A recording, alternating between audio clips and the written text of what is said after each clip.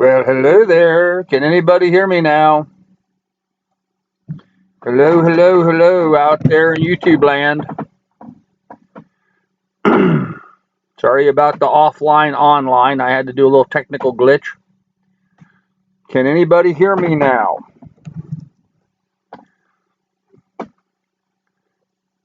Awesome. Hello, Teresa. Hello, Grizz. Hello, Sorrenti. Hello, Austin. Hello, Christine. Hello, Rhonda. Glad to see all you guys here. La Torre. Hey, welcome.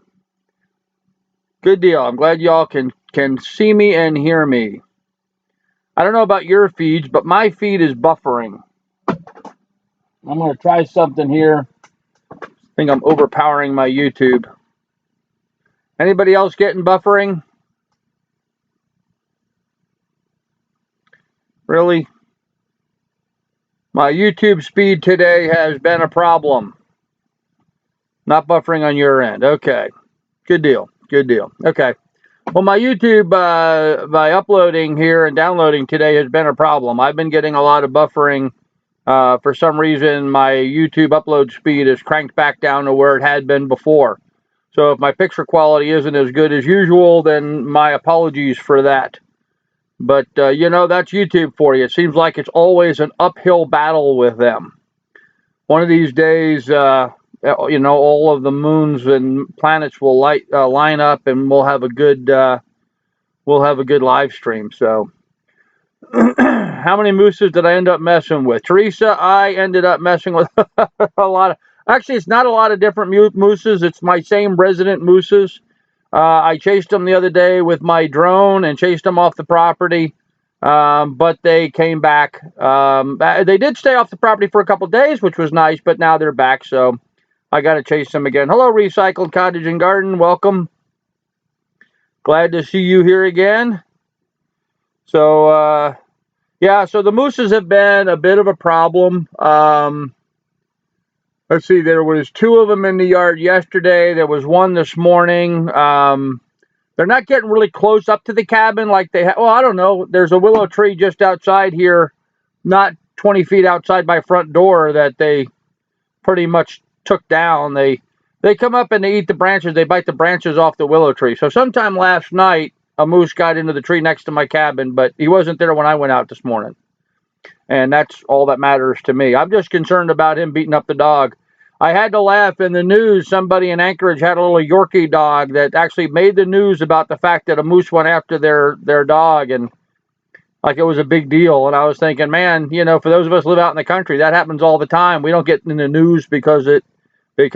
Lily had a big bruise on the side of her right hip where it looked like she'd been kicked or bitten by a moose and thrown, and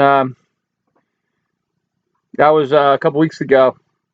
Anyhow, I just thought it was funny. These people in Anchorage thought they had to be in the news because of it. So, let's see. Yep, Grizz is here. Glad to see it. All this rain, you wouldn't believe how many mices have been getting into the house. Huh. Don't have that problem up here. I don't have mice in my cabin. But my cabin's pretty tight, so probably why. Have had them in before, though. Or if they are here, I'm just not seeing them. But I got enough food items and stuff around they'd be getting into, I would notice. Sunny here in California. It is sunny up here in Alaska. In fact, it is nice and sunny and warm up here in Alaska. Highlights of the news of Alaska. Okay. Iditarod was running over. Dallas CV, or not Dallas, his father won. Mitch CV won. We know the CVs. I know the CVs. Dallas actually trains right here around our place, so we see him on the trails quite often. So pretty cool stuff. Teresa, the doctor took my wife back off with a cast iron to save me from seizures. Cast iron to save from seizures. That's weird. Why would... Oh, maybe she's hitting you in the head with cast iron? Is that it, Grizz? Because cooking with cast iron shouldn't cause seizures. But... anyhow, so that's the news from Alaska. The snow is melting quite nicely. We are officially in what's known as breakup, which means it's starting to warm up and get above freezing during the daytime. The snow is melting, and so it is receding. Got a couple bare spots on the driveway already, so I'm starting to see some gravel again. First time I've seen gravel since November, which is cool. Everything's not all white outside. We're starting to see some ground, and it'll continue to recede, and hopefully I can get outside and start cleaning some stuff up. Cast iron does increase the flavor of kitties. Okay, Grizz. Just want April to be here. Yes, Sorrenti, I agree. I want April to be here too. In fact, I'm looking at my 15-day forecast, and it's actually looking pretty good. Teresa, I don't know who won the breakup bet yet. The river has not started moving. So that part of the breakup has not happened yet. What Teresa's referring to is there's a town north of me on the river, on the Susitna River. They actually erect like a tripod thing out on the ice in the middle of the river, and they've got a string attached from it to a clock, and they bet on when and where the river's going to start moving. And actually, the guy who won last year won like $300,000. So there's a pretty good size pile of money being bet on when the river's going to break up and start moving. But no, that's in Tanana. That's up by Tanana. And no, the river has not started moving yet. It's still frozen solid. But the weather's warming up and the snows are starting to melt. And so usually that happens around the 10th to the 20th of April, somewhere in there. It's going to be a while before we get to that. And no, I did not bet on that. I do not bet. I might buy a lottery ticket from time to time, but that's the extent of my gambling. We used to do the same in Tanana. Yeah, that is the same Tanana. That's the place, Chris, that they do that. Yep, they still do it. So, yep, it's gotten to be a big deal to bet on that. So let's see, what else is the news up here in Alaska? All the news that's fit. They're starting to tear up the highway out near me again. They've been doing the highway here in like 10-mile increments or 20-mile increments. And right now is the increment right in front of where my Montana Creek Road comes out into the highway. So that's going to be a pain in the ass all summer long. Hopefully I will not be here for much of it. And let me go on to that front a little bit. April 3rd would have been my daughter's 36th birthday. Oh, that's sorry, T. So anyhow, good news on the home front. My divorce is final. Got the final signed documents from the judge. It was signed on the 22nd. So I am a free man. And the best part of that is I did end up with the farm up here, the land. And so I can now start selling it in earnest and moving along. And along those lines, I just got an email not 5 minutes before the live stream started from some folks who were going to come next weekend and look at it. I've had some folks come yesterday and look at it. So I'm starting to get some activity. So I'm really hopeful. I have one lady who said she was going to go talk to the bank and be doing something with them. So maybe sometimes very soon I can get this place sold, and then I'm off to the races to get someplace in a warmer climate by my sailboat and get out sailing and cruising, which, as you guys know, is what I want to be doing. Breakup on the Tanana was a big party waiting for breakup in the 80s. Yeah, Grizz, it's been going on since long before the 80s. That's been a big deal up in Tanana for some time now. Yeah, Sorrenti, I agree with you. I'm sick of winter. It's over. Yes, Beth, thank you. Bravo, free man. Yep, I am finally free. I am good to go. And so, ladies, you know, if you're looking for a big honking piece of male meat, I'm going to be available. Although I'm going to have some pretty strict list of things that I am going to insist on for the new lady in the house, or a new lady in the boat, I should say. First of all, she can't get seasick. That's a big starter. But we'll go into some of those details later. I'm just glad to be free. Free at last, free at last.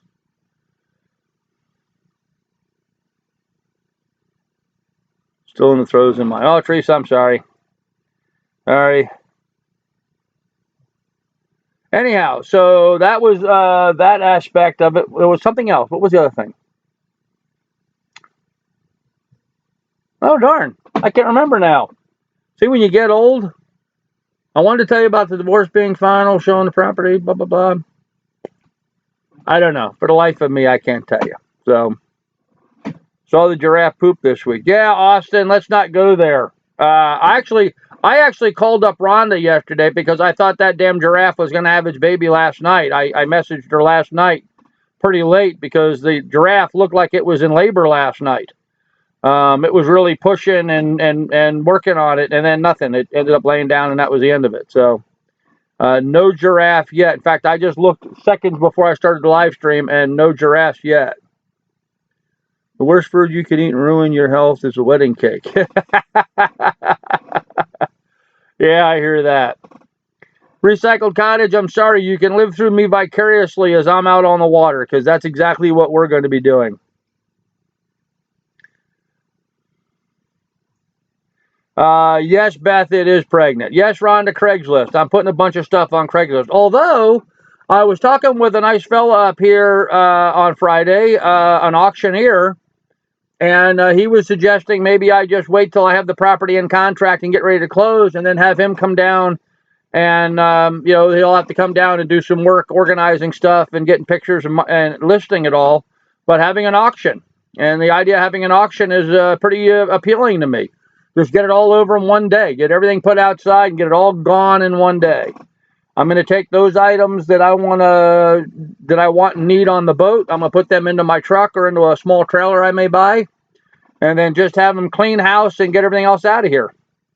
So that seems like a winner of an idea to me. That way I can get rid of all the little stupid stuff, and then whatever's left here I'll either bring to the free boxes or throw in the garbage. So that's cool. That'll move things along. Listen to my doctor about cast iron seizures. Ha. Okay, Grizz. Yeah, I saw that the live stream is sponsored by Toys R Us now. I thought that was pretty funny. Why not? You know, that's the world we live in today, and it's a good use of social media, so why not? It makes sense for Toys R Us to be on there sponsoring that. So someone buying my place may want a lot of the tools, etc. Yeah, Austin, they probably would, but then we're going to have the, you know, working back and forth and discussing what they are and aren't going to get and whether they're going to pay for it and how much. And it's simpler and cleaner for me just to go ahead and sell everything. And if they need tools, they can buy their own. Or they can come to the auction and buy stuff at the auction. I will certainly tell them about it. So that will all work out. Okay. Other news. Let me give the dog a treat here. Oh, she's asleep. Never mind. She has been a pain in the butt today. I mean, a real pain in the butt. Just constantly on top of me and on me and bouncing against me and jumping up on me, which she's not supposed to do. Just a real pain in the butt. And now all of a sudden she's out cold. So good timing. Brain concussions that can cause seizures. That's how cast iron fits in. Yep, your wife smacked you over the head with a frying pan. I get it. Yeah, Wheat Tree, I agree. The auction just seems like a lot cleaner, simpler way of doing it, and then I get the whole place empty at one time. I am too far away from the general population bases to be putting stuff on Craigslist because everybody wants shit delivered, and then I'm driving up and down the highway 100 miles each way, bringing people stuff. And, you know, some of this stuff is going to be so, you know, $5 and $10 items, it's just not practical to do that. So leave her be. She has cabin fever too. Actually, Teresa, I took her for a big long walk today, and I took her throwing stick with her. And as I went for my walk, I kept throwing the stick. So she walked 10 times the distance that I did today. And I feel really good and rejuvenated afterwards, and she did too. It was sort of interesting. I got a phone call while I was out walking today, and that's something else I'll touch base with here shortly. I was able to help out a friend of mine. Yeah, Teresa, no, the peonies stay in the ground. You guys have had me mention a couple of times. I did a shout out to Sailing Doodles, the channel Sailing Doodles, the guy with the 2 dogs. Well, he's been having some real trouble with his live stream, in that he's been getting buffering and having problems and what have you. And so I contacted him and said, hey, man, give me a call and I'll help you, you know, work out your troubles and get you so you can do a live stream without a problem again. And I was right in the middle of my walk when he called, so I had to turn around quickly and walk back to the cabin. I was at the halfway point anyway, but still took me a little bit to get back here so I could get online and walk him through it. And I was really glad I did, because I got back there and he uploaded the same software I'm using, this OBS Studio, and I was able to go with him through one spot after another, so he had all the right settings. And sure enough, he went ahead and redid his live stream today, and it went off perfectly. He had a perfect live stream. It didn't have any problems whatsoever. And what was really cool is it worked out really well for him. He had a mustache, and he had a deal on that. He was trying to generate patrons for himself. For those guys, those of you watching, there's a thing called Patreon where people can get on and donate money to a particular channel. You know, a dollar or two for every video that channel puts up. So, you know, a channel typically does 1 or 2 videos a week. You tell them, okay, I'll donate $2 a video. So for $4 a week, or 12 bucks, 16 bucks, whatever a month, you support your YouTube creator. That's how it works. Well, he had a mustache with handlebars, and he had said to people that if he got to his 200, if he got to 200 people on Patreon donating to his channel, that he would cut off his mustache. And sure enough, he hit 200 today in his live stream. In addition to that, a lot of people use the live chat donation feature. You can probably see down there in the live stream, in the chat at the bottom, there's a dollar sign. People can use those to click on them and donate money. And so a lot of people clicked on that and donated money to him. Anyway, he had a really good day. He ended up hitting the 200 subscribers on his Patreon channel. He did trim his mustache. He had a lot of people donate to him, which was good because he needed the money. And it was just awesome. It was really good to be there and be part of that and participate. I was really happy to have helped him out on that. And as a result, you know, he was really helpful to me. He turned around and gave me some good plugs. I picked up some subscribers today. In fact, there's probably a couple people here in the chat that came over from that, and so it was cool. So anyhow, that's just sort of a natural segue, and that segues me into my next thing I want to start talking about, and that is sailing and sailboats. But quickly, I'm going to check the chat. I might try OBS. The one I got won't let me go live. I would blame it in my internet speed. Yeah, Grizz, internet speed is critical. You got to have at least 1 meg of upload speed. Your download speed doesn't matter, but you need to have at least 1 meg of upload speed for it to be a good upload stream. Or I had 750K, and I was able to do that, but my picture quality was really low. My picture quality now is, I think, a little bit better, but still not great, because I still don't have great internet. So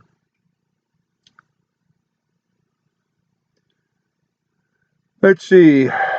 Yeah, I hear you. I'm going to be taking off the beard and mustache pretty soon anyway. Once I get the property sold and get on a boat. Too hot in the tropics. All this is gonna go.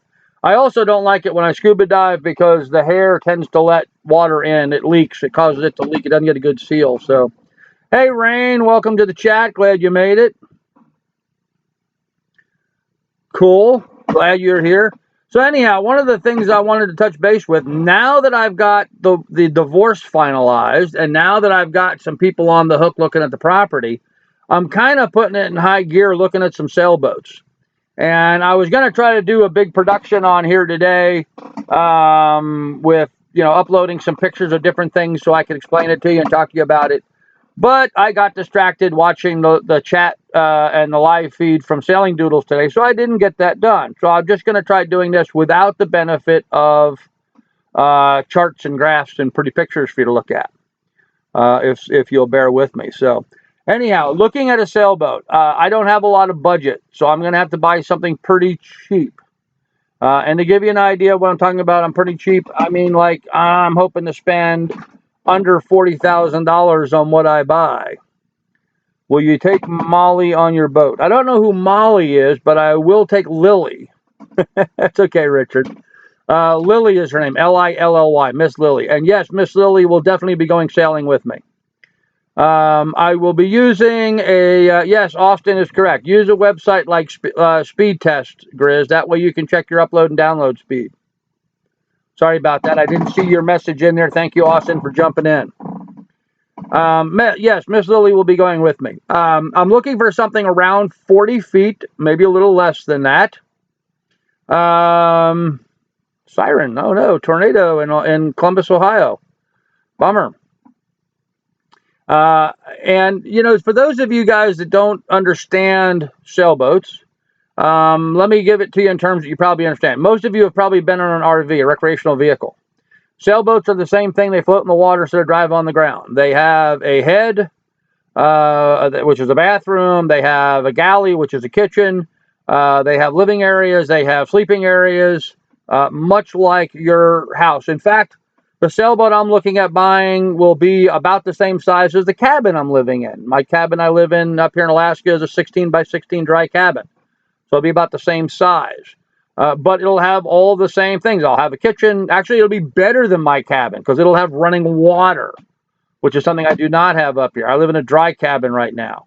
So it'll be nice to have flush toilets, and it'll be nice to have a hot shower and be able to wash dishes with running water and not have to be hauling jugs of water back and forth.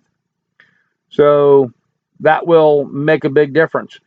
So sailboats can be quite comfortable if you buy the right one and get one with the proper setup. The one I'm looking for is for something with a shallow draft. I want a very shallow drafted sailboat. So rather than have a long keel where the bottom of the boat sticks straight down, the one I'm looking for will have a T on the bottom. So instead of it being straight down deep, it'll be a T, which will give me a shallower draft. The reason why I want to do that is because a lot of the places I plan on going sailing, I want to be able to go in shallow water. And sailboats generally don't do well in shallow water. So I need to find a sailboat that I can afford that will. I would ideally like a catamaran, but I can't afford one of those. So I'm looking for a shallow drafted sailboat. And that really limits my choices of what kind of boat I get. I'm thinking I'm going to buy a Hunter in the 37 to 40, 38 to 40 foot range, or something similar to that. Looking for a boat that has a sugar scoop.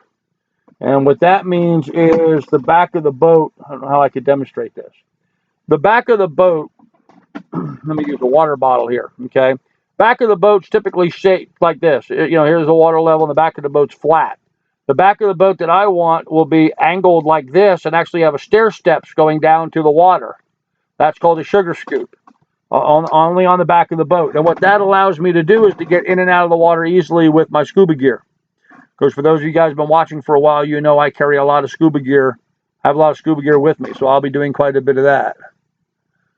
Viking longboat have up to 18 inches. 18 inches of what? Not sure what that means. Next time I try to go live this weekend sometime. Oh, rain's going to go live. That'd be interesting.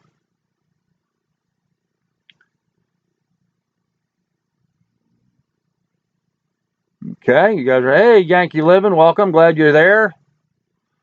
Just remember not to ascend too fast. Yes. Actually, it's not the ascending. It's coming back up. That's the problem. Going down is easy. It's coming back up to the surface. You've got to go slowly so that you don't boil your blood. You got to give time for your nitrogen to get out of your blood stream. So that's the key to that. Hit the bends and you'll be far from a chamber. Yes, that's very true. Draft. Yes, draft. Hey, PC guy, how you doing? Yes, draft means the ability, how deep the bottom of the boat sticks down into the water. Ascend and descend. Okay, Teresa, I guess you're right. That would be. I just think of descending or ascending as going down as opposed to surfacing, but I think you understand what I'm saying, so we won't worry about the semantics about it. How's that? Don't ban Grizz. I never ban Grizz, but sometimes Grizz gets banned himself because of things he says, and either Teresa or Rhonda will bump him. But Grizz has been much better behaved than what he used to be back in the old days, so it's just as well. Back in the days when he was on the Homestead Network and all those people were bouncing him left and right. So I will say briefly, I just touched briefly, I guess there's been a lot of drama on the Homestead Network, and fortunately none of it's been coming back to me, and I want to thank those people involved for not bringing that in, and I'm just going to leave it at that. Just glad to be out of the loop and all that nonsense right now. You guys talking about recipes. Okay, well, whatever. Anyhow, so that's kind of what I was looking for in a boat. I'm looking for a monohull sailboat with a sugar scoop and a shallow draft. And it's got to have hot water. It's got to have flushed heads. I don't want, some of these people are into this new stuff. They want the composting toilets and all that. No, I don't want to mess with any of that stuff. I want to pump my toilet and have it go over the side or go in a holding tank where it can be pumped off. I don't want to have to be picking it up and carrying it and dealing with it. Just not exactly what I'm into.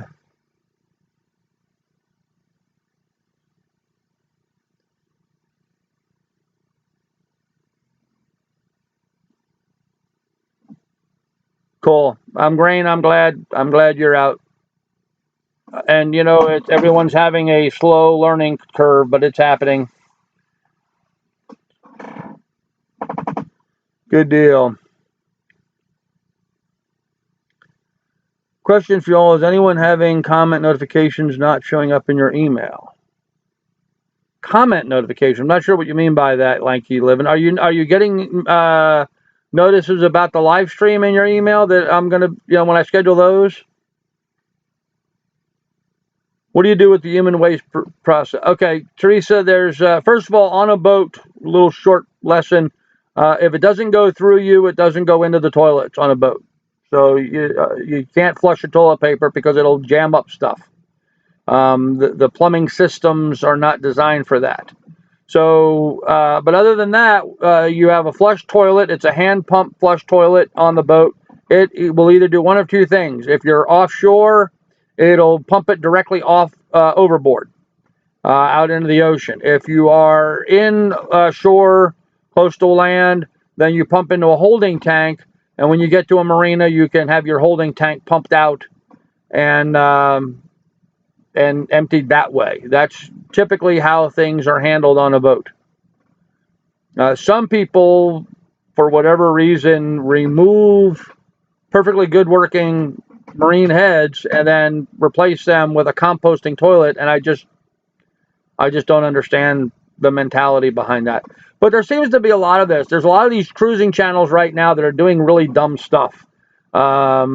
Taking out a diesel engine and replacing it with electric motor. Well, electric motor is great, but the electric motor still has to be powered, and so you have to have a diesel engine to power the electric motor. So now you've just added one more element to break down in the chain. It just doesn't make much sense sometimes. Beth, yes, that would be the black water tank is handled that way. Gray water tanks can also be handled that way. You have black water and gray water. Those are your wastewaters on a boat.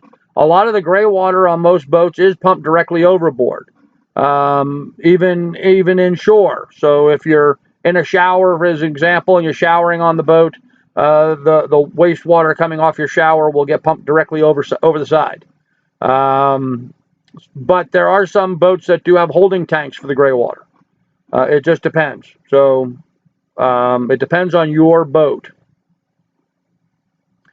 Yeah, guys, if you want notifications about my live chats and stuff, or anybody's live chats, when you click on the subscribe button, there's a little bell next to the subscribe button. If you click on that bell, then that'll turn on notifications for you, and you'll get notifications, okay? On your video, you get an email telling you that person has left you a comment in your email. Usually people who comment on your video, you get, if somebody comments on one of my videos, I will get a notification. There again, the little bell at the top corner of the screen, on the YouTube screen. If you click on that, it'll display a list of comments for you. Or if you go into your channel and then go to community, it'll have a list of all your comments for you. I also have, every time somebody leaves me a comment, it actually sends me an email, which I'm about to turn off because that's getting to be a pain in the neck. But anyhow, that's the best way to do it. So human waste will not hurt the ocean and the inhabitants. Yes and no. All waste hurts the oceans. It's just a matter of solution by dilution. That's the term they use. Solution by dilution. And that makes all the difference. So yeah, I mean, if you keep a boat, that's why you pump into a holding tank when you're close to shore. You want to get far offshore to dump so that you have more water to dilute with. Richard says, are you going to have internet on your boat? Yes and no. I'm going to have internet if I'm close enough to receive someone's internet through either cell towers or direct line of sight. But other than that, I probably will have a global, sat phone, a satellite communications device on the boat as well. But those are really limit you. I would not be able to do a live stream or something like that on board. It just doesn't have the sufficient bandwidth. But it would allow me to receive text messages and send text messages. Mostly those are used as a safety precaution for downloading GRIB or wind chart files so that we can see what the weather's doing. That's what they're usually for, is for downloading weather data. And that's what I'll be using it for. Check your Google Plus settings. Yeah, just check your settings, so make sure you got everything set the way you need it to. How much water does a boat generally hold? Kevin, that's a good question. It depends on the boat and its situation. If you have a day sailor, you probably don't have any holding tank for water, freshwater tank at all, maybe 5 gallons. If you have a cruiser type boat, I know some of them that have 150-gallon holding tanks. It all depends on the boat and its design, how much water they can hold. Me, preferably, I would prefer a boat with a small holding tank and then have a water maker on board, as opposed to having a large water tank and having that extra weight. I don't think I would need more than a 20-gallon holding tank or freshwater tank and then a water maker so I can refill it. They do make water makers that you can get that will allow you to refill your water supply pretty quickly. So I hope that answers your question, Kevin. If you take medications and dump your poop in the ocean, river, lakes, it can affect the fish. Yes, Beth, very true. Anything you eat will go through you and then affect whatever is downstream, so to speak. So you have to be concerned about that. Much water can your boat hold out? Yes, Grizz, that's true. And I'm so behind in the street comments. Match Carl's responses. Yeah, Judy, don't worry about it. I am too. So when the fish stop crapping in the oceans, I'll stop crapping in the ocean. It's ridiculous to argue that human waste hurts the ocean. Don, it's not. It's okay. The guy on the boat, one guy on a boat by himself isn't going to hurt anything. It really isn't going to make any difference. When you have 400 boats in a marina, then you've got a concentration where you're exceeding an acceptable level of nitrate concentration. I have seen in some of the anchorages, like in the British Virgin Islands, where the anchorage is, it's a tourist spot, whatever. I'll give you a perfect example. The Pirates Bight, Norman Island. A lot of boats go in there. They have a mooring field. So all the boats are in there. They're all pumping over the side. And so they end up with the nitrogen loading. That nitrogen loading does cause black tides and drops oxygen levels in the water there inside that area. Yes, in the ocean, yes, Don, you're correct. In the ocean, you're at, and not in the marina. Yeah, out in the ocean, it doesn't matter. A lot of cruise ships even pump the full content from their entire crew overboard. There's so much water out there, you break down to a minimal parts per million, that it's not that bad. I wouldn't want to be swimming right behind one, but that doesn't mean that it isn't necessarily safe. As a general rule, I don't swim in marinas and anchorages for just that reason. But yes, you're correct. Pumping over the side, if you're out in the ocean, doesn't make any difference whatsoever. But keep in mind, when you're out sailing, cruising, you're out in the ocean less than 10% of the time. More often than not, you're in an anchorage, on the anchor, or on a mooring ball, or in a marina. You do spend most of your time that way. Carnival has a zero discharge policy. Cool. I'm glad Carnival does. I wish all cruise ships did. Unfortunately, and not all ships, do. So I'm glad to hear Carnival does that. That's awesome. When did this fallout happen? I'm so out of the loop. Okay, ocean liners, cruise line outfits used to dump all their crap in the ocean. Yes, Beth, they did. Actually, it's worse than that. I know the city of New York used to haul their garbage out in the ocean and dump it. All their garbage. Until the people in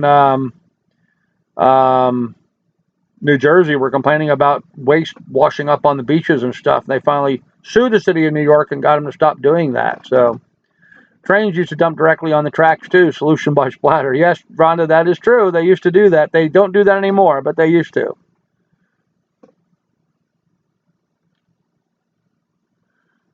Yeah, guys, there's always the good intention too. I lived in Montana for many years on the banks of the Yellowstone River.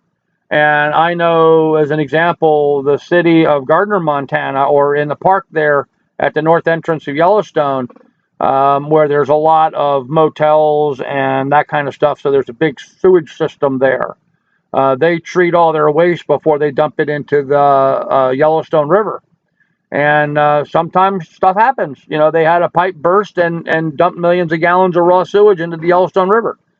Downstream for quite a distance, they had a big fish die off and killed off a lot of fish, which was a huge deal because the Yellowstone River is a tremendous economic generator for that area for people coming there to go fly fishing. So it was a big deal. Now, that's an isolated example, but that stuff happens. Even some of the best cruisers who, would always want to use a holding tank and try not to pump overboard, pipes break, stuff happens. So that kind of stuff has to be dealt with from time to time. Okay. I'll change them. I'll try to recycle them. Get them.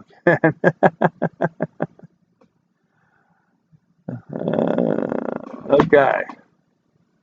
I guess Judy and Wheatree are still on all the nonsense going on with the Homestead Network. So, guys, let's move on with that, okay?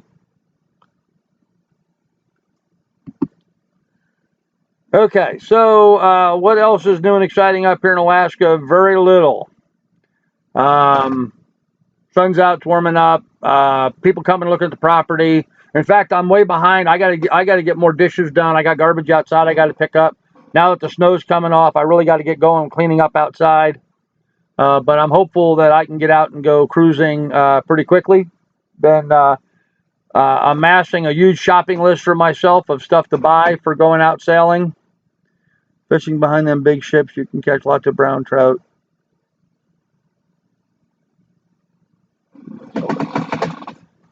Okay, well, you're not going to find brown trout out in the ocean, but okay, I get that, Grizz. There's no brown trout out in the ocean. Fillet, Fillet. Fillet. Believe it or not, you can throw a car overboard in international waters. Yeah, Don, they can and have. The military was great. When the military came back from Vietnam, they dumped shiploads of tanks and trucks and all kinds of stuff in the ocean. Talking about Google and YouTube breakup. Oh, I'm sorry. I misunderstood. I thought you guys were talking about all the Homestead Network nonsense. Never mind then. No, they were talking about, okay, well, Google and YouTube's divorce. Well, it's a shame because they just got together, so it'll be interesting to see what happens. Corn-eyed brown trout, he means. Okay. Yes, I get it now. I get it. Uh-oh, Grizz got deleted.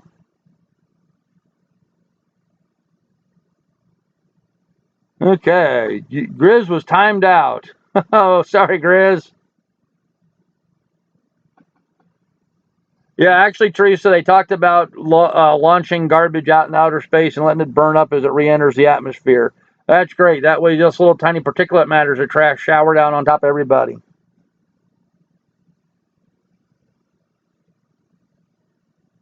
Yeah, Beth, when we lived in Montana, we called that Butte, Montana, not Butte, and that's about what it looked like and smelled like, for that matter. It was horrible. That's okay, Rain. Not a problem. We don't have to delete anything. That was Teresa and Rhonda out there getting after it. How do I feel about Bobby not even knowing the name of your channel? Well, he seems too often to be an airhead. Don, he's got a lot going on. You know, everybody can be an airhead at one point or another. I do like Bobby. I think he's doing a great job. He's certainly building his channel very quickly. I think he's got a lot going on. Maybe he's somewhat distracted. I think the biggest problem is he does these live streams while he's drinking. And so when you're knocking down as much alcohol as he has or is doing during those live streams, it can be hard to be together, I guess. But I think Bob's doing a great job. I'm glad that he's got the girls with him to help him. Who is Bobby? Bobby is from Sailing Doodles, Teresa. He's the guy that has the channel. He's another YouTube creator called Sailing Doodles. It's about a guy and his two labradoodles. He has two labradoodle dogs with him on a sailboat. He has a girl by the name of Megan who sails with him. And then there's another girl that joined him. Karina, I think was her name. She just joined him on board the ship too. No relationship between them. They're just out cruising together. Yes, he is, but you just put down people begging for money. He got $382 in super chats. Yeah, no, I didn't mean to put that down. I'm sorry. I don't mean to put it down that he's begging for money. I think that's great that people are supporting him for what he's doing. I didn't mean to put that down. I'm sorry you got that perspective. I'm very supportive of that. If anything, I'm jealous of that. I wish people were doing that for me. But, you know, I guess there's a lot of conversation about that, Don. You know, a lot of people are, yeah, Georgie, thank you. I think a lot of people are conflicted by the whole donate to someone or support someone. On one hand, I kind of have a problem with donating to people who are out on a sailboat out having fun. You know, you get people that are out, well, I guess like Bob in some ways, like Bob, you get a guy that's just out there kicking back, having fun, and really not contributing to the general good. You know, it's just about him having fun. And then on the other side of that, yeah, I know, Don. I understand what you're saying. I'm trying to explain. On the other side of that, you got a guy who's out there sailing and he's providing good quality content that somebody wants to watch. So like everybody else, Don, I too am somewhat conflicted in my own emotions about it. I have a Patreon page. No one's donating to my Patreon page right now. That's fine. I'm not really producing the content that I will be doing once I get on a boat and start sailing. What I find interesting is if you're La Vagabond, they're not really, or Delos or Bobby, they're not really contributing to society. They're out on a boat having fun, swimming, fishing, fixing their boat, whatever.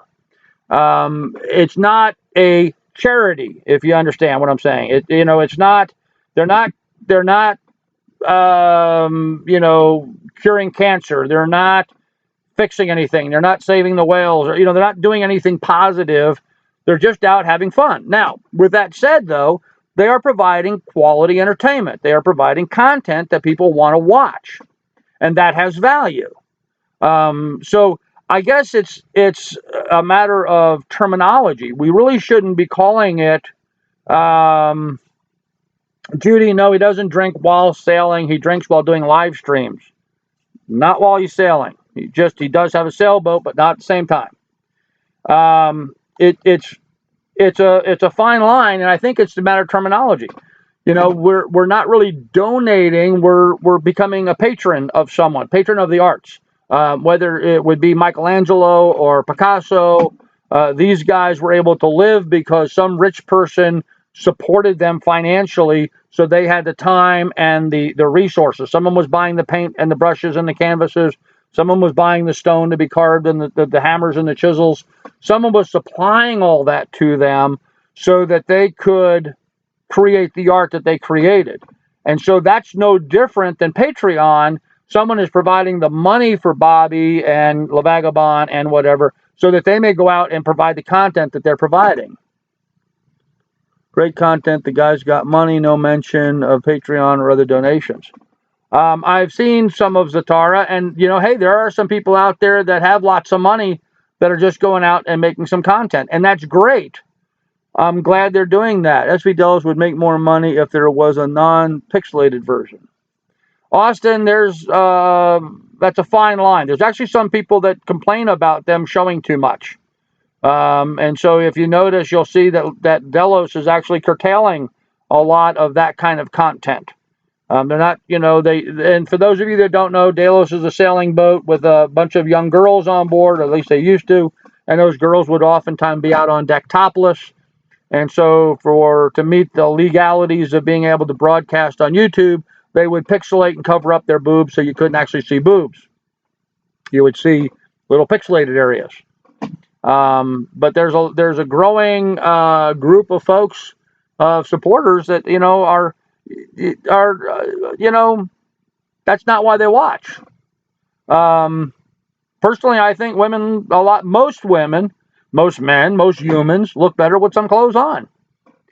So I don't have a problem with that. But so anyhow, getting back to what we were saying, I think the thing with Patreon and with donating to the chat, like the super chat kind of thing that people do. If you think about it from the perspective that you're supporting the artist, then I don't have a problem with that. And I should tell you that I am a patron, Don. I support a few YouTube creators. I donate to them, and I'm kind of broke right now, having just gone through a divorce and now trying to sell my place so I can start my own channel. I have a lot of things I need to be spending money on, but yet I still support some of these other creators and donate. I don't donate a lot to anybody in particular, but $2 here, $5 there, or whatever, that I can do. So I know look better in clothes. Yeah, I look better in clothes, that's for sure, absolutely. Grandpa's Farm drinking gauge. When he says, drink your beer. Sorry, Kevin, do I do that a lot? Now you made me now I'm going to be thinking about that. YouTube and I resorted back to my music videos, enjoyed listening to my music again. Yeah, Teresa, I agree with that too. I've been watching a lot of music videos on there, or listening to them anyway, putting them on while I'm doing something else. Kevin, I used to have a girlfriend named Debbie, Debbie Rowntree. Her name is Debbie Lytle now. She married a guy named Roger Lytle. And she didn't say she said butta. B-U-T-T-A. But that was her stall. While she was in the middle of talking, if she needed time to think, she would say but instead of saying something else. And so we got to teasing her about it. Every time she said butter, we said parquet, which if you guys saw those old commercials, you would understand. And so anyhow, that's kind of where it is. What is how interesting now Morocco, France is topless. Norman beach boats doesn't pay any attention unless they're tourists from America. Yeah, Beth, that's true. I've been on the coast in France and Spain, and they go topless there, and it's absolutely fine. It's only us Americans that are kind of puritanical. It pisses me off when big YouTubers have Patreons when they make six figures. Like, what does the money even go to Pizza Hut? Well, I will say this much. It costs a lot of money to buy and maintain a sailboat. Started saying he looks good in his clothes, or without his clothes, he's a riot. Okay, well, he must be in better shape than me. Across your herds, okay. By the way, don't buy a Hunter. They build extremely weak boats. Yeah, a lot of the boats are not great. I was just kind of using that as an example. I'm actually looking at a lot of different boats, Don. I'm just trying to figure out a boat that's got a shallow draft. Maybe even something with a crank-up keel that can be cranked up, like Paul and Cheryl Shard sail on from the show Distant Shores. So, but I got to find something in my price range, and that, of course, is going to be the single biggest thing. You like Sound of Silence by Disturbed, do not care for the Simon and Garfunkel version, huh? Well, I'm sorry, I like the Simon and Garfunkel version, but I grew up with that, so. Then go to full keel. Well, the problem with full keel, Don, is it's too much draft. I want to be able to go shallow water. I don't want to go full keel because I don't want the shallow. I want a shallow drafted boat, and even the full keels tend to be somewhat deep drafted. I want to be like 4 feet if possible, but that's probably not going to happen. Yeah, sorry, Teresa. Bass boat isn't what I'm talking about. I'm talking about a big blue water cruising boat that I can sail around the world in. A little bass boat's not quite going to get that. So. Okay, yeah. So Don, again, I'm kind of conflicted about the Patreon thing and people making donations. But then again, if someone's providing good quality content, then why should you not support them? You hear these people complain about e-begging on here or whatever. I don't have a problem with people talking about, or asking people to support and sponsor them. As a YouTube creator, I can tell you producing these videos is a lot of work. And it takes a big investment in cameras and software and equipment to do that. And if they're doing a quality job and providing quality entertainment, there's no reason why folks shouldn't be willing to contribute a little bit. We're not talking about anybody going out and dumping thousands of dollars, although I noticed during Bobby's live stream, people on the super chat, one guy donated $250 to him right then and there. And that's great that some of those people do that. Most people, we're talking about the price of a cup of coffee. A cup of coffee a month is not going to make or break anybody. So, no, full keel is full length keel from about a certain. Yes, I understand that.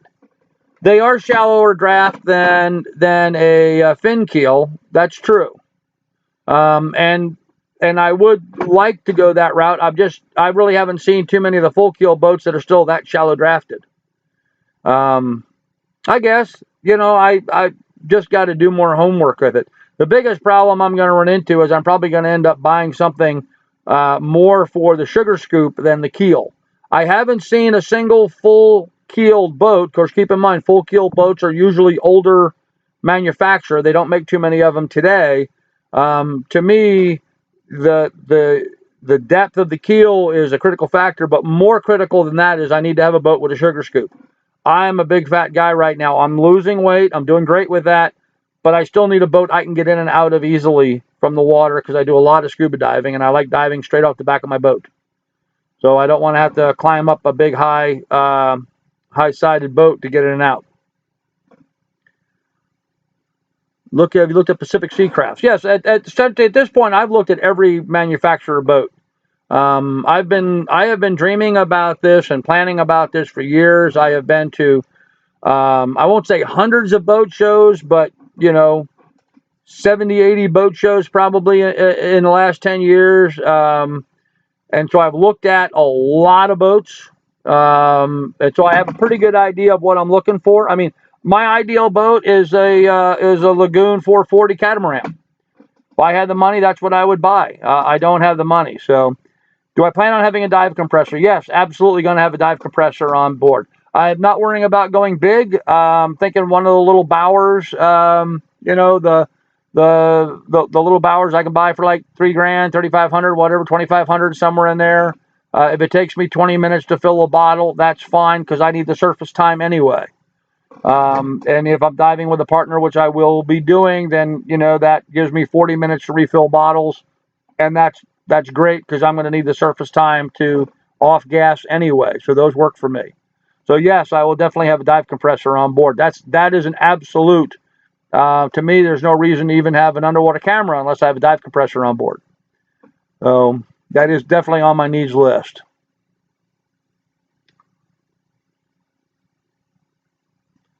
I like sailboats. They are zen to me. Yeah, Beth, they really are.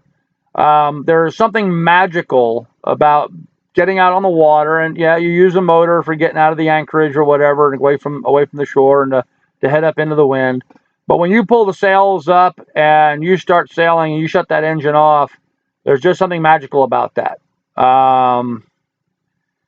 Sailboats make me think about getting hit by the sail poles.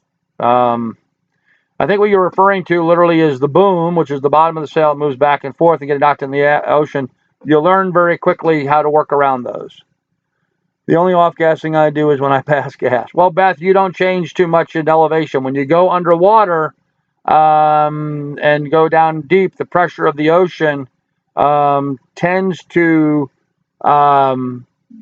kick the nitrogen out of your cells, and so you and from your oxygen you end up getting overloaded in your cellular structure. You get an overload of nitrogen, and as you come back up towards the surface, that nitrogen, which is now no longer compressed, starts to expand and forms bubbles, which can cause embolisms and whatever else. So you've got to come up slowly and let that nitrogen off gas and break up, so you don't kill yourself. Because last thing you want to have is a big bubble of gas or air floating around in a vein and artery and block an artery to your brain or something. That's how people die from scuba diving. Okay, Yankee replies that. Yep, Teresa, I get that. You don't know about boats, but bass boats.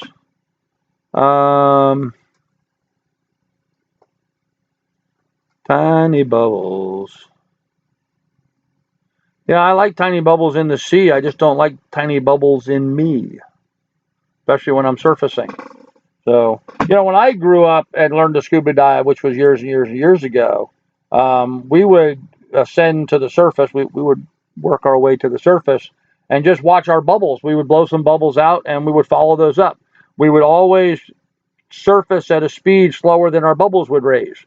And that's the case. That's how we knew we were pacing ourselves in such a way that we were off-gassing properly. Nowadays, they have all kinds of formulas for you to use. But you plan on using solar panels on the boat? Absolutely, yes. In fact, I'm going to need a lot of solar power on the boat Sorrento because, of course, with video cameras, I'm recharging a lot of batteries all the time for the video cameras and for my drone. So I need I need more power than the average person would on a boat.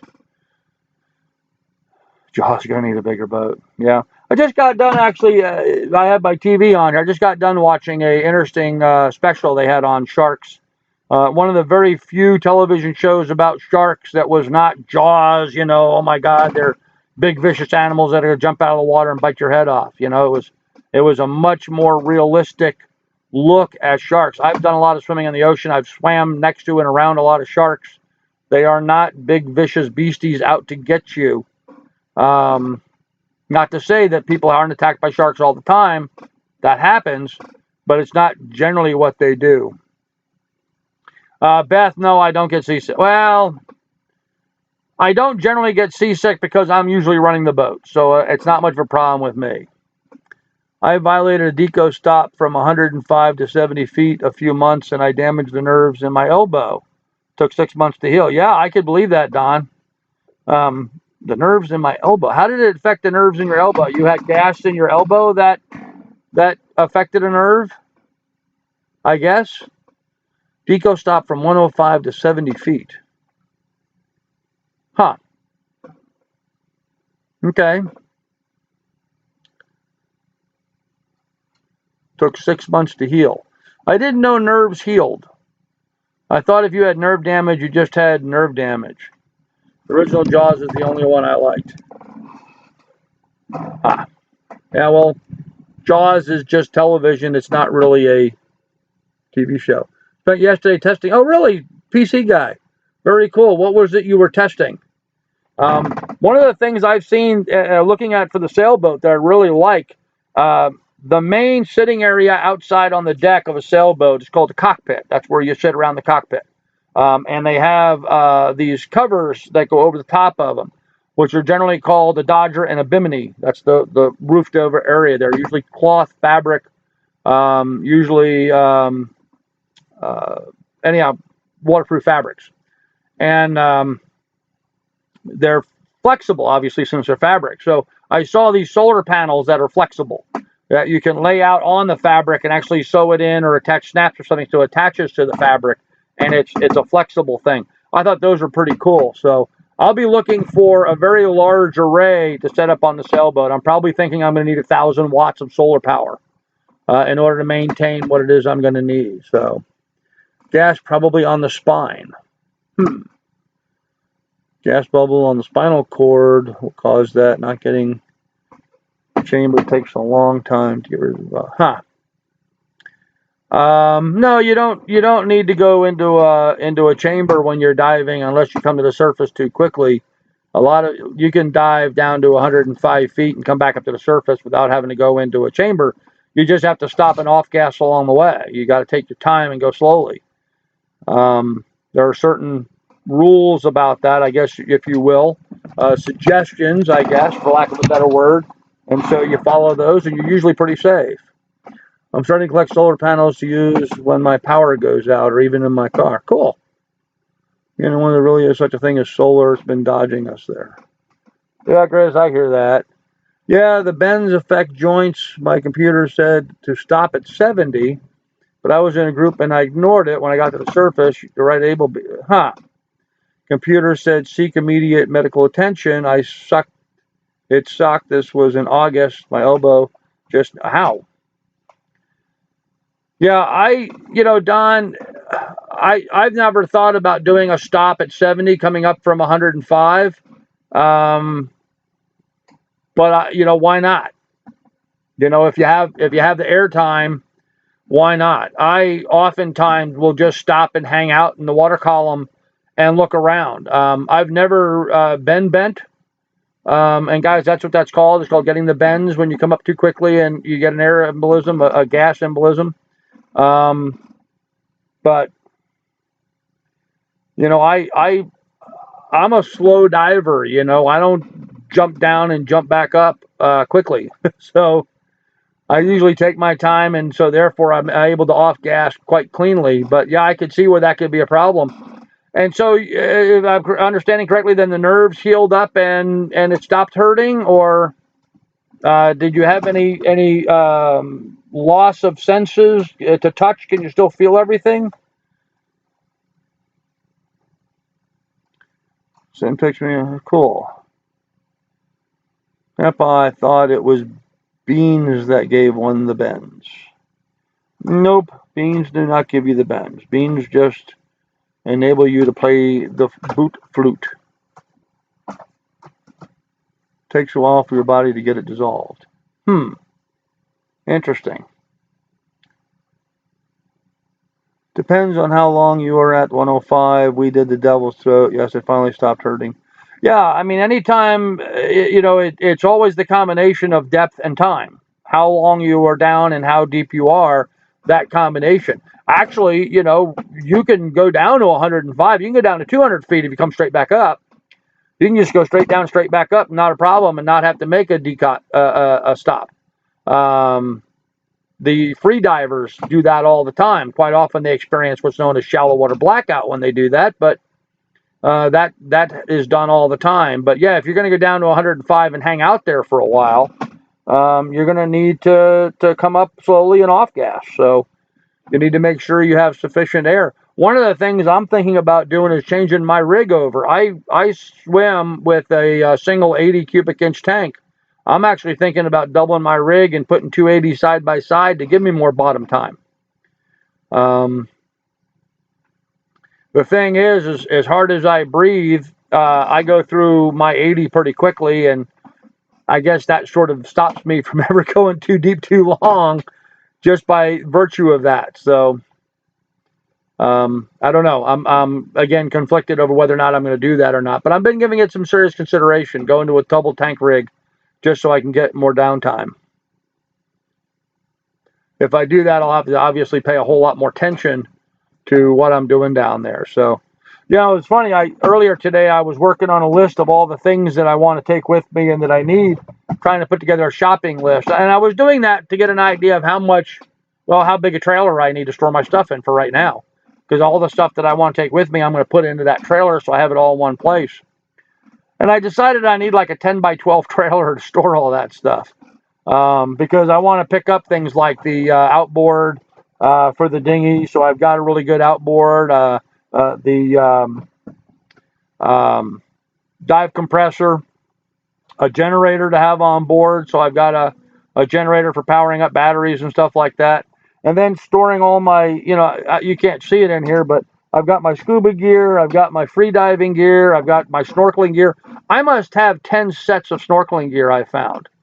So I'm going to have to get all that together, and then someplace to put my drone and my tools and just all the equipment, my books. I don't know if you can see it over my shoulder here. but I'm rebuilding quite a reference library for myself. So I got to get all that stuff organized and packed. Yankee Living, you got to scoot. You take care. We will see you later. Devil's Throat is Cozumel, Mexico. Very cool. I've not dove Devil's Throat. Rather hang under a palm tree and wave from the beach. Yeah, well, Judy, you don't get down to the bottom. You don't get to see how pretty it is. You can't get the bend free diving. Yeah, you can't, because you can't stay down long enough to get bent. You go down, you got to come right back up. You don't have enough time to squeeze the nitrogen out of your oxygen, so out of your system. So yeah. So anyhow, I've been trying to figure out how much space I have. But anyhow, I'm building this really lengthy list. And today I actually started putting numbers to some of the things I need to buy. And I'm at just $7,000 for my camera equipment that I still need to buy. I've got really good camera equipment now, but I want to get a better lens. I need a dive housing for my Canon 70D. I want to double up my my GoPro cameras. I want to get a different drone. I've got a good DJI Phantom 4, but I want to get a Swell Pro drone. So that's, like $2,000 just there. And the nice thing about the Swell Pro is I can fly it over water, and if it lands in the water, it don't hurt it. If my DJI Phantom lands in the water, it sinks like a brick and is dead forever. If I buy the Swell Pro, I can fly it in the water, it can hit the water, and it won't hurt it a bit. It's still fine. So I'm looking at buying one of those. You're not breathing compressed air, so you're not getting any nitrogen saturation. Yeah, that's right. You're just taking one breath and going down. Yep, absolutely. Absolutely, yep. You know what a lot of people don't realize, Don, is a lot of these people are diving now on these hookah systems. And some of them are putting really long hoses on them. I know guys with 150 feet of hose on a hookah system. And they think that if they can just go down and come back up. But that's not necessarily the case. Just because it's not, compressed air in a tank, that compressor pumping that oxygen down to you from the surface can still give you the bends off a hookah system. At least that's my understanding. So it's something that I certainly would be concerned about. But, yep, very dangerous. Yep. Okay, well, I think we've pretty much killed off an hour here. Unless there's anything in particular that people have questions about, I think we may go ahead and call the live stream here. We've had fun talking about a number of different subjects. But if anybody got any questions they'd like to ask, now would be a good time to ask them. We'll go another minute or two and see what we've got. So,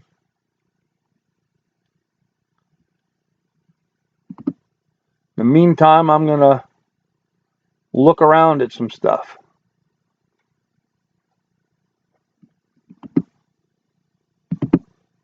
Huh. Have a great week. Okay, so we're going. In deep diving, why do they use helium? Okay, Kevin, different gases can be used at different depths to have more and better effect. Do I have an email address? Yes, I do. I'll give you my email address.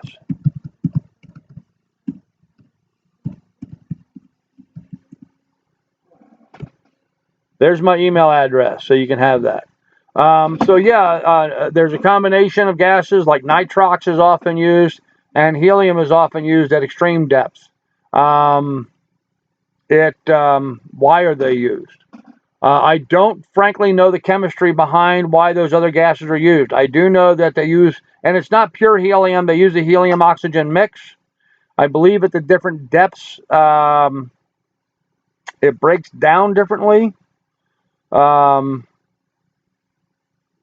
than that, I really don't know of an answer to that. Kevin, I'm going to have to do some homework on that. Let me make a note. Why use helium at depth? What would you like the note to say? Why use helium at depth? Noted. Thanks, Siri. There you go. I'll find out. I'll have an answer for you next time. What happened to the other required list? What other required list? The reason to use helium is because O2 is compressed air is toxic at 145 feet.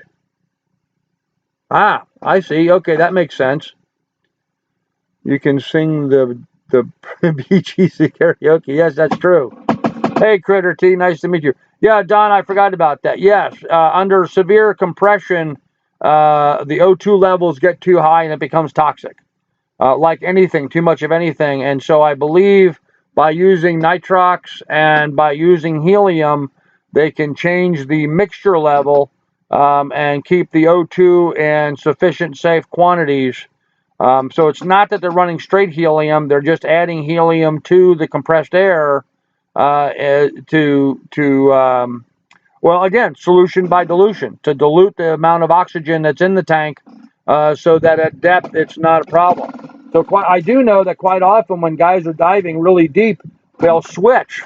They'll start with a standard compressed air tank and then switch over to a nitrox or switch over to a helium tank when they get down deeper. Typically, helium isn't used unless you're going really technically deep, 200 feet and more. At least that was my understanding. Maybe Don can shed some more light on that.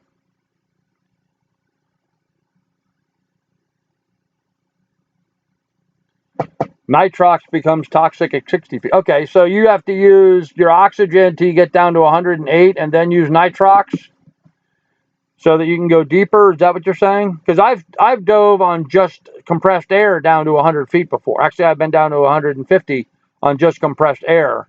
Not long, but I have been down there for a little bit.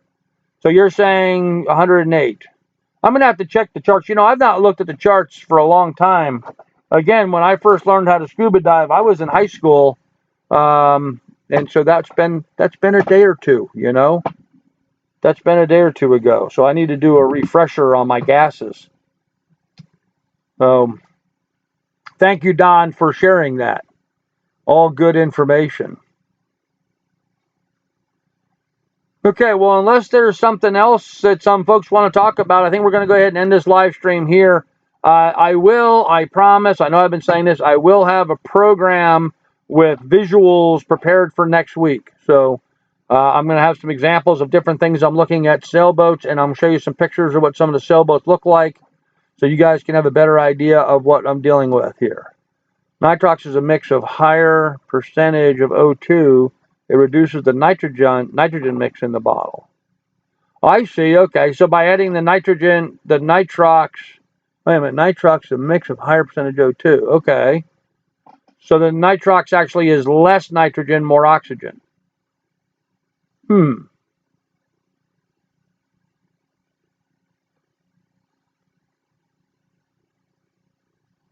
night, Sorrenti. We'll see. We're all going to end it here anyway. Don, I'm going to have to, like I said, I'm going to have to get back on there and do some research. So. Anyhow, guys, we're going to go ahead and end the live stream here. Thanks, everybody, for dropping in and visiting and sharing with us. Really enjoyed your company this last hour.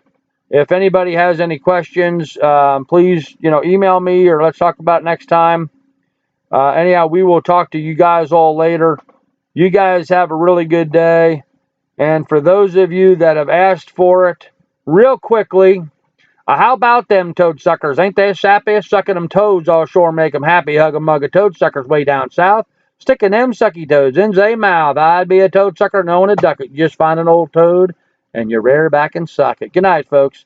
We'll see you guys later. Bye.